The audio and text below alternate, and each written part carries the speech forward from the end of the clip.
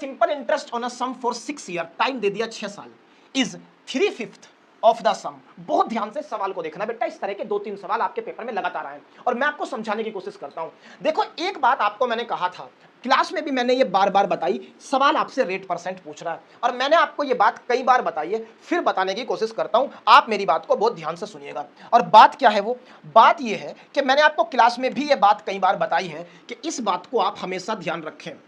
क्या ध्यान रखने लायक बात है, समझना बात को ध्यान से। जब कभी भी आपको रेट निकालना हो, क्या निकालना हो मेरे भाई, रेट निकालना हो, आज के बाद रेट का एक ही फॉर्मूला याद रखेंगे। बहुत काम की बात बता रहा हूं, सुन लेना ध्यान से।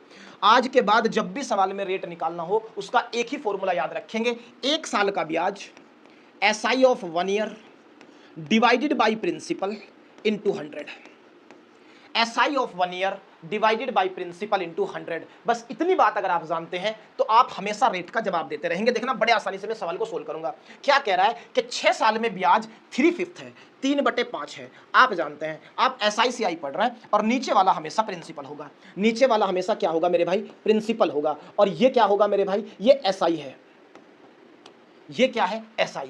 अब ध्यान से सुनना, कितने साल में, 6 साल में। बेटा दिक्कत जानते हो क्या है, 6 साल में ब्याज 3 रुपए मिला है, 1 साल में 0.5 होगा। कैलकुलेशन पॉइंट में चली गई, बिल्कुल ले जाना नहीं चाहता। जरा आप कुछ मत करिए, एक काम करिए कि मुझे तो ratio is an imaginary data ये पता है, ऊपर नीचे 6 की गुणा कर लीजिए, ऊपर नीचे 6 की गुणा कर लीजिए। अब आपको ये पता लग गया कि दरअसल स्थिति ये है कि 18 रुपए ब्याज है किस पे, 30 रुपए पे। और अगर आप मेरे से 1 साल का ब्याज पूछेंगे तो 1 साल का ब्याज साफ साफ आपके सामने है, 3 रुपए।